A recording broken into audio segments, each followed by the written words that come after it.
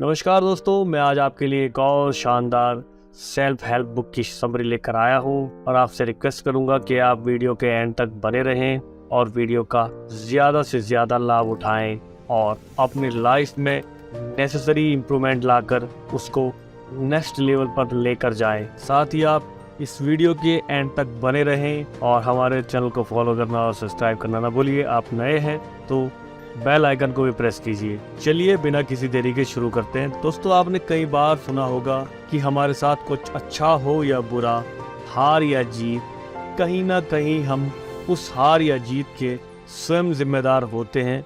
किंतु हमारे अंदर कौन से ऐसे फैक्टर हैं जो हमारी हार या जीत को तय करते हैं।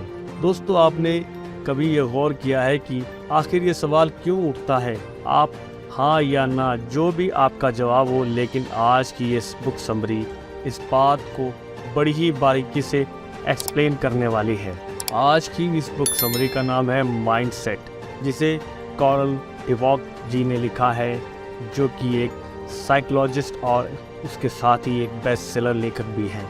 लेखक personality of social development field में बहुत बड़ा योगदान दे चुके हैं, खास तौर पर माइंडसेट के ऊपर। 2002 में अमेरिकन सोशोलॉजिकल एसोसिएशन ने उन्हें बड़े बड़े अवार्डों से सम्मानित किया।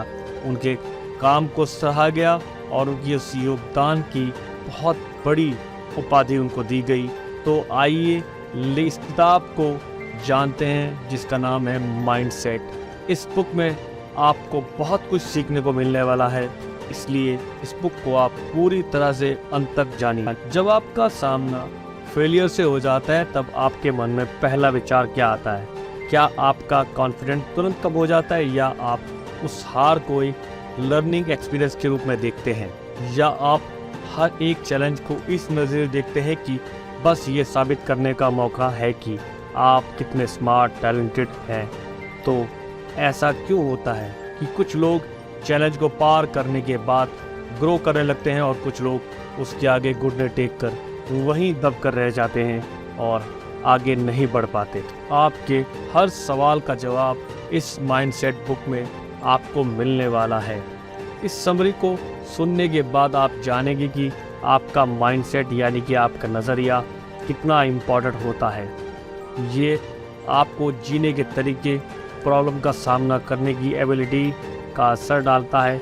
इसमें आपको अलग अलग माइंडसेट वाले लोगों को किस तरह से ज़िंदगी जीते हैं वो भी जानने का मौका मिलेगा।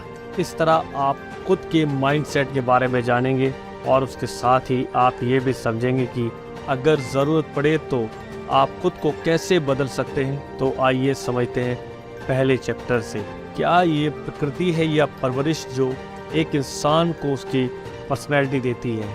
हालांकि इंसान होने के नाते हम सभी कुछ बातें कॉमन ज़रूर होती हैं, लेकिन फिर भी एक दूसरे से बिल्कुल अलग और यूनिक हैं। हमारे जैसा कार्बन कॉपी इस पूरी दुनिया में कोई नहीं। कुछ एक्सपर्ट का कहना है कि हर इंसान का एक बेसिक नेचर होता है जो कभी नहीं बदलता। कुछ फिजिकल कैरेक्टरिस्टिक का फ़र्क होता है जो हमें एक दूसरे से अलग बनाता है। वहीं कुछ एक्सपर्ट का मानना है कि कुछ लोगों का माइंडसेट इस बात से बनता है कि उनकी परवरिश किस तरह से की गई है और उन्हें अपनी ज़िंदगी में कैसा माहौल और चैलेंजेस का सामना करना पड़ा है। वो किस नज़रिए से चीज़ों को देखते हैं। तो इन दोनों में कौन सही है? तो उसका जवाब है दोनों। ये दोनों साथ साथ चलते हैं और अब आप खुद को कैसे देखते हैं वो आपको बना भी सकता है और बिगाड़ भी सकता है। ये बात आपको सुनने में अजीब लग रही होगी, लेकिन ये बात बिल्कुल सच है।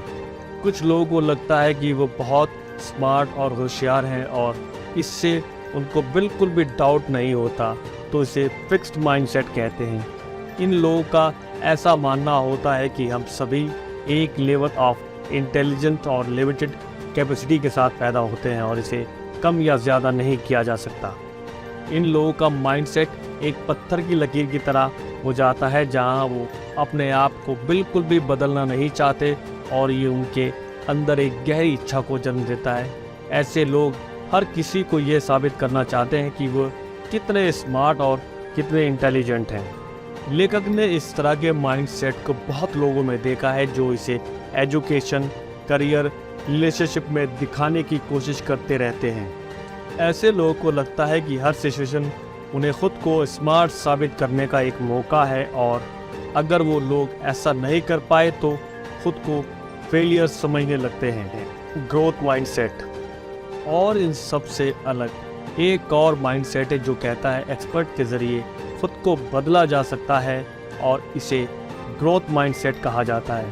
तो दोस्तों, ऐसा तब होता है जब आपको लगता है कि जिन क्वालिटीज़ के साथ आप बड़े हुए हैं उनकी वजह से आप एक पॉइंट पर आकर अटक गए हैं, इसलिए अब बड़े जुनून और जोश के साथ खुद को बदलने की कोशिश करने लगते हैं, क्योंकि आप जानते हैं कि आपको अभी बहुत कुछ सीखना बाकी है। ऐसे लोगों का मानना होता है कि पैदाइशी टैलेंट जैसी नाम की कोई चीज़ नहीं होती, और किसी भी चीज़ को लगातार एक्सपर्टाइज के जरिए हासिल किया जाता है। आप समझते हैं अगले चैप्टर के बारे में, इनसाइड द माइंडसेट। जब आपका माइंडसेट फिक्स होता है तो आप एफर्ट को एक बुरी चीज़ समझते हैं, क्योंकि आपकी सोच फ्लेक्सिबल नहीं होती। तब आप ये मान लेते हैं कि या तो आप बुद्धिमान हैं या आप बिल्कुल भी बुद्धिमान नहीं हैं। लेकिन अगर आप एक ग्रोथ माइंडसेट वाले इंसान हैं तो आप समझते हैं कि एफर्ट करना ही आपको स्मार्ट बना सकता है। उससे आपका मकसद किसी को कुछ भी साबित करना नहीं होता, बल्कि आपका गोल होता है कि खुद को लगातार इम्प्रूव करते रहना। इस किताब के लेखक ने हांगकांग यूनिवर्सिटी में एक एक्सपेरिमेंट करने का फैसला किया। इस यूनिवर्सिटी में पढ़ाने के लिए इंग्लिश भाषा का इस्तेमाल किया जाता है, तो जाहिर सी बात है कि उस यूनिवर्सिटी में कुछ ऐसे स्टूडेंट थे जिनकी इंग्लिश भाषा अच्छी नहीं थी। जब उन स्टूडेंट को एक सर्वे में पूछा गया कि उन्हें अगर कोई ऐसा कोर्स ऑफर किया जाए जो कि उनकी लैंग्वेज स्किल को पहले से ज्यादा बेहतर करेगा, तो क्या उसे वो करना चाहेंगे? जिन छात्रों ने हाँ का जवाब दिया उनका ग्रोथ माइंडसेट था। उनका मानना था कि लगातार सीखने से खुद को बदलकर वो बेहतर और स्मार्ट बन सकते हैं। दूसरी ओर जिन छात्रों का फिक्स माइंडसेट था, उनका उस कोर्स में बिल्कुल भी इंटरेस्ट नहीं थी और ना ही दिलचस्पी थी, उनका जवाब ना था। उन स्टूडेंट का मानना था कि हर इंसान की बुद्धिमानी का एक लेवल होता है और इसे बदलने के लिए कुछ भी नहीं किया जा सकता। तो दोस्तों, जब ब्रेन वेव्स की बात की जाती है तब ग्रोथ माइंडसेट और फिक्स माइंडसेट वाले लोगों में अलग अलग पैटर्न देखने को मिलता है। इस किताब के लेखक ने कोलंबिया की लैबोरेटरीज में कुछ लोगों के ब्रेन वेव्स को स्टडी किया और उन्हें समझने की कोशिश की कि ब्रेन वेव्स किस टाइम पर बढ़ती हैं या उनमें कुछ बदलाव आते हैं। उनमें कुछ पार्टिसिपेंट से कुछ सवाल पूछे और उनकी ब्रेन वेव को तब मेजर किया गया जब उनको ये बताया जाता था कि उनका सवाल सही है या गलत। जिन लोगों का माइंडसेट फिक्स होता है उनकी ब्रेन वेव में तभी कोई हलचल दिखाई दी थी जब उनको जवाब बताया गया था। दूसरे शब्दों में वो उन लोगों को ये साबित करना चाहते थे कि वो कितने बुद्धिमान और स्मार्ट हैं। लेकिन जब उन्हें कोई इन्फॉर्मेशन दी जाती जिससे वो कुछ सीख सकते थे, तब उनके वेव में कोई इंटरेस्ट दिखाई नहीं दिया, यानी उन्हें गलत जवाब दिया। तब उन्हें सही जवाब से कुछ भी सीखने की कोशिश नहीं की। जब ग्रोथ माइंडसेट वाले लोगों पर स्टडी की गई तो देखा गया कि जब उन्हें कोई इन्फॉर्मेशन दी जाती तो उन्हें ग्रहण करने की उत्सुकता जाग उठती, क्योंकि वे स्टूडेंट जानते थे कि सीखने से उन्हें आगे बढ़ने और ग्रो करने का मौका मिलेगा। जबकि फिक्स माइंडसेट वाले लोग चुनौतियों का सामना करने से कतराते हैं और हमेशा अपने कंफर्ट जोन में बने रहना चाहते हैं और अपना कॉन्फिडेंस उन चीज़ों के जरिए बढ़ाते हैं जिन्हें वे आसानी से और अच्छे से कर सकते हैं, और वे खुद को सबसे ऊपर और बेस्ट समझते हैं, क्योंकि उन्हें लगता है कि उनके पास नॉलेज और टैलेंट पहले से ही है। उसके ऊपर कुछ भी सीखने की कोई गुंजाइश नहीं है और वो सब कुछ पहले से ही जानते हैं। और ऐसे लोगों को मेहनत करना और रिस्क लेना बिल्कुल भी पसंद नहीं होता। ऐसे लोगों का मानना है कि अगर आपको किसी चीज़ में मेहनत करने की ज़रूरत पड़ रही है तो इसका मतलब ये है कि आप उस चीज़ में अच्छे नहीं हैं, तो उसे बेकार में ट्राई करने का कोई मतलब नहीं बनता। ऐसी चीज़ों से बचा जाना चाहिए। आपको वही काम करने चाहिए जिसमें आपकी एक्सपर्टाइज है। उनकी सुई इसी बात पर अटकी रहती है कि या तो आपके पास पूरी स्किल है या बिल्कुल नहीं, पर उनको ये बात समझ नहीं आती कि अगर आपने सीखने से इनकार कर दिया तो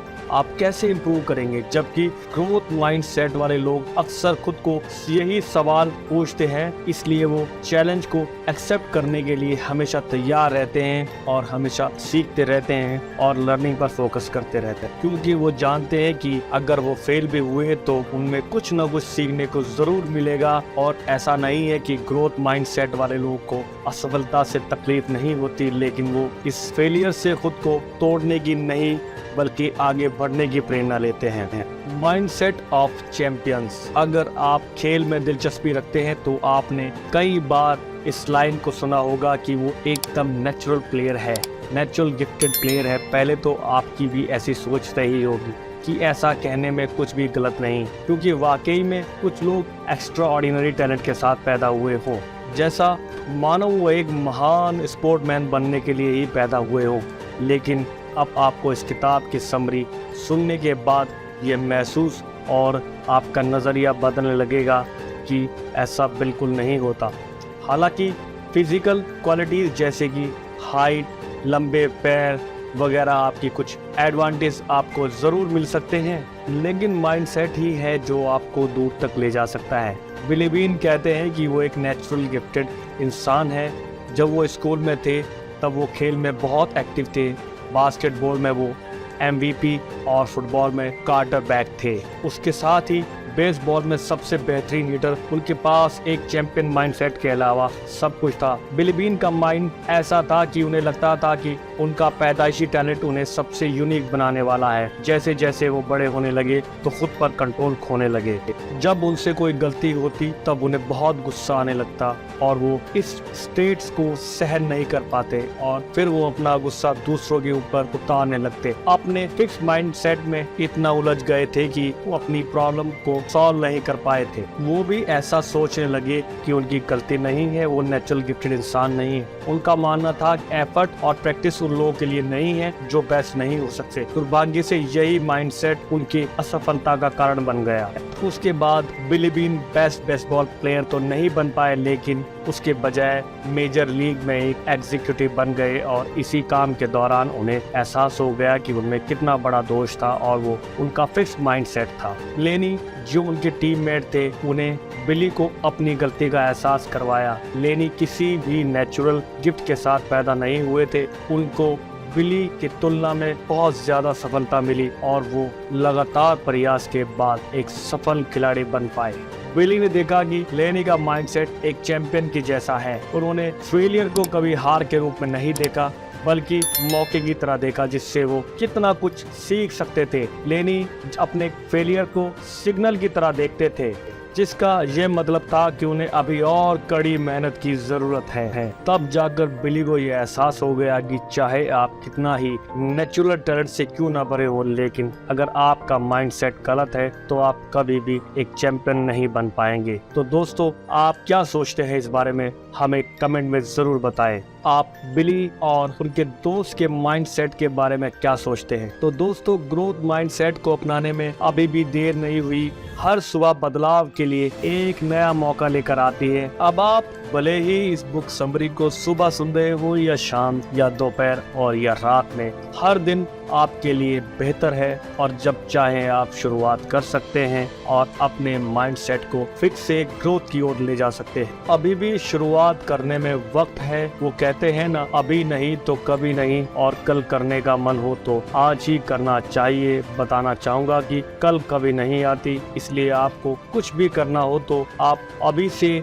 उसकी शुरुआत कर दें। तो दोस्तों, इस बुक समरी को सुनने के बाद आपको दो तरह के माइंडसेट के बारे में जानकारी हुई है, जिसका पहला है फिक्स माइंडसेट और दूसरा ग्रोथ माइंडसेट। तो आप किस तरफ जाना चाहेंगे? आपको ग्रोथ चाहिए या वही फेलियर जो आप पहले से झेल रहे हैं? तो आपको अपनी लाइफ का कैप्टन बनना है, आपको गाड़ी का स्टीयरिंग पकड़ना है और आपको ग्रोथ की तरफ बढ़ना है। तो आपसे रिक्वेस्ट करूंगा कि अगर आपको ये वीडियो अच्छी लगी हो तो कमेंट बॉक्स में अवश्य लिखें। वीडियो को शेयर करना, चैनल को फॉलो और सब्सक्राइब करना ना भूलिए। Thank you for watching. जय हिंद, जय भारत।